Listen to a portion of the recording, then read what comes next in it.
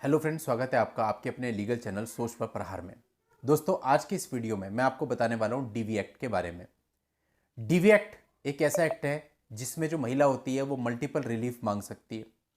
और दोस्तों, जब आप डीवी केस के मुकदमे को लड़ते हो तो आपके मन में भी कई सारे प्रश्न होते हैं कि हमारे ऊपर डीवी का केस आया है, अब हमारे ऊपर क्या क्या बर्डन आ सकता है। ये वीडियो दोस्तों हस्बैंड और वाइफ दोनों के लिए बहुत इंपॉर्टेंट है, क्योंकि ये वीडियो आप लोगों को ये बताएगा जो महिलाएं हैं जो डीवी एक्ट का केस करती हैं, एक्चुअल में डोमेस्टिक वायलेंस से प्रताड़ित है, तो इस वीडियो से उनको ये पता चलेगा कि उनके पास कौन कौन से राइट होते हैं जिनको वो डीवी एक्ट के अंतर्गत क्लेम कर सकती हैं। और जो हस्बैंड है उनको ये पता चलेगा कि जो क्लेम उनसे किया जाता है वो क्लेम कितना प्रैक्टिकल होता है और क्या उनके ऊपर बर्डन आ सकता है और कहाँ तक उन्हें अवेयर रहने की आवश्यकता है। क्योंकि ऐसा होता है जब एक बहुत सारी चीज़ें आपके ऊपर आपसे क्लेम की जाती है तो एक बार के लिए आप पैनिक सिचुएशन में आ जाते हैं। अब कुछ चीज़ें तो ऐसी हैं जो प्रैक्टिकल है, कुछ चीज़ ऐसी है जो इम्प्रैक्टिकल है। तो वो सारी ही चीज़ें आज इसमें समझेंगे। जिनके बच्चे हैं उनके लिए भी ये वीडियो बहुत इंपॉर्टेंट है। दोस्तों, आखिरी तक वीडियो में बने रहिएगा। और अभी तक भी आप लोगों ने चैनल को सब्सक्राइब नहीं किया है तो फटाफट चैनल को सब्सक्राइब करके नोटिफिकेशन बेल पर जरूर क्लिक कर लें, ताकि इस चैनल पर आने वाले सभी वीडियोज की निरंतर जानकारियाँ आपको मिल सकें। देखिए, जब एक डीवी एक्ट का केस एक महिला फाइल करती है तो उसमें यूजुअली वो अपना मेंटेनेंस और अगर बच्चा है तो बच्चे का भी मेंटेनेंस क्लेम करती है।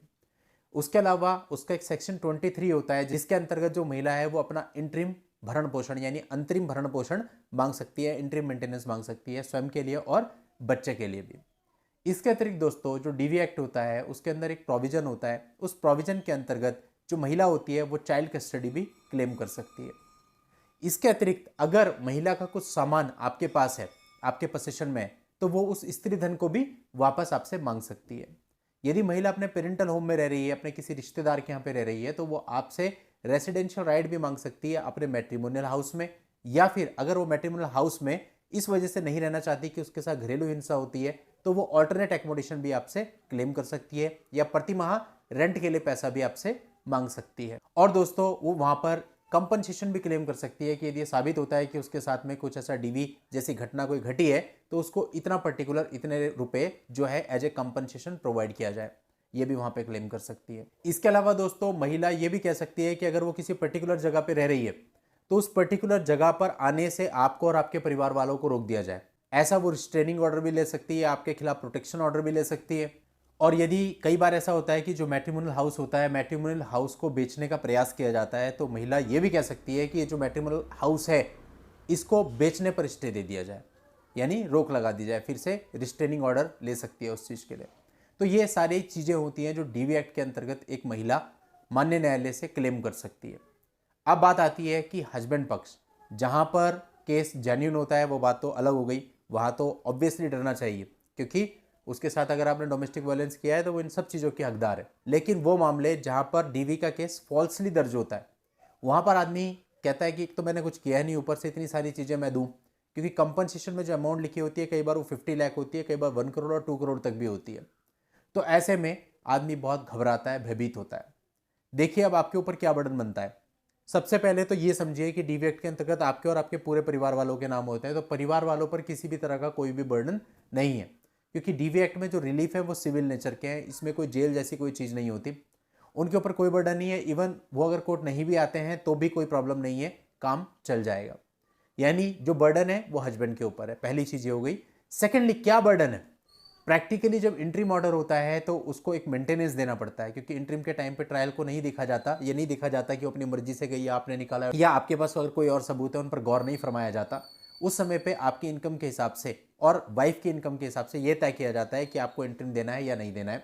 और वो इंटरिम का एक ऑर्डर आपके ऊपर हो जाता है, इंटरिम मेंटेनेंस का, वो डेफिनेटली आपके ऊपर एक बर्डन है।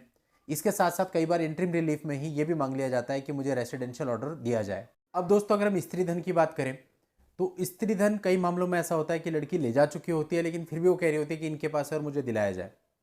और कई मामलों में ऐसा होता है कि लड़के वालों के पास ही उसका सारा स्त्री धन होता है। देखो, एक प्रैक्टिकल बात बता रहा हूँ, चाहे आप हस्बैंड है चाहे वाइफ है, स्त्री धन का जो मैटर है वो ऐसा है कि कोई भी साबित नहीं कर पाता कि किसके पोसेशन में। जनरली यही होता है, ठीक है। तो ऐसे में अगर लड़की का स्त्री धन आपके पास है तब भी वो साबित नहीं कर पाएगी, और नहीं है तब भी वो साबित नहीं कर पाएगी कि आपके पास है। यानी स्त्री धन को लेके मुझे ऐसा लगता है कि जो हस्बैंड के पास रह गया हस्बैंड के पास है, जो वाइफ के पास चला गया वाइफ के पास है, उसमें ज़्यादा कुछ क्लेम बनता नहीं है। तो डीवी एक्ट के अंतर्गत भी यही है कि लड़की अगर क्लेम कर रही है, हो सकता है वो जेन्युइनली क्लेम कर रही हो सकता है वो फॉल्सली क्लेम कर रही हो, लेकिन जो कुछ भी है साबित ये क्लेम नहीं हो पाता है। तो इसको लेकर के मुझे नहीं लगता कि कोई ऑर्डर जनरली मिलता है। अब बात करते हैं चाइल्ड कस्टडी की। तो चाइल्ड कस्टडी का प्रोविजन इसमें है, चाइल्ड कस्टडी महिला मांग सकती है और कुछ मामलों में पुरुष भी डीवी एक्ट के अंतर्गत चाइल्ड कस्टडी की एप्लीकेशन लगा देते हैं, लेकिन इस पर मिक्स्ड जजमेंट है। मतलब कुछ व्यूज ऐसे हैं कि केवल जो एग्रीव्ड पर्सन है यानी महिला है वो ही लगा सकती है, और कुछ में ऐसा है कि रिस्पॉन्डेंट भी लगा सकते हैं। तो मिक्स जजमेंट हुए हैं, मतलब 50-50 है। अगर आप लगाते हैं तो उसका एंटरटेन कोर्ट कर भी सकती है, नहीं भी कर सकती है। अब बात कर लेते हैं कंपनसेशन की, जो कि एक बहुत बड़ी अमाउंट होती है, 50 लाख, 1 करोड़, 2 करोड़। तो ये जो अमाउंट होती है ये जनरली ग्रांट नहीं होती, क्योंकि इसके लिए डीवी साबित होना जरूरी है।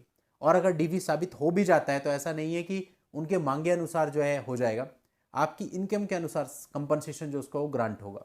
10,000 भी हो सकता है, 20,000 भी हो सकता है, 50,000 भी हो सकता है, और 1 लाख, 2 लाख, 3 लाख तक भी हो सकता है। लेकिन ऐसा बिल्कुल भी नहीं है कि 50 लाख, 60 लाख, 1 करोड़ जो लिखा है उतना मिल जाएगा। तो इसके लिए भी आपको पैनिक होने की आवश्यकता नहीं है। यानी अब पूरे वीडियो का सार यह है, इन शॉर्ट आप ये कह सकते हैं कि जो पति होता है, पति के ऊपर इंटरिम मेंटेनेंस और जो रेसिडेंशियल राइट होता है उसका बर्डन होता है, क्योंकि इंटरिम के टाइम पे रेसिडेंशियल राइट के लिए भी ऑर्डर कोर्ट कर सकती है कि भाई आप इसको प्रतिमाह इतना दो, या अपने स्टेटस के अकॉर्डिंग इसको किसी रेंटल एकोमोडेशन की व्यवस्था करके दो।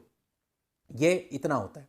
बाकी अगर आप मैट्रिमोनियल घर को बेचने का प्रयास कर रहे हैं और उसने वहां पर लगाया है रिकॉर्ड कि ये इसका मैट्रिमोनियल घर है, उसको बेचने का प्रयास कर रहे हैं, तो वहां पे उस पर रोक लगाई जा सकती है कि आप उसको बेच ना पाए। तो ये इतनी चीजें होती है जो डीवी एक्ट में क्लेम की जा सकती हैं, और हस्बैंड के ऊपर क्या क्या बर्डन होते हैं वो मैंने आपको आज की इस वीडियो में समझा। एक बेसिक वीडियो है जो कि उन लोगों के लिए बहुत इंपॉर्टेंट है जिनके ऊपर जस्ट अभी डीवी का केस हुआ है या होने वाला है, जिनकी नॉलेज में कि बस अभी हुआ है लेकिन हमें मिला नहीं है समन उसका।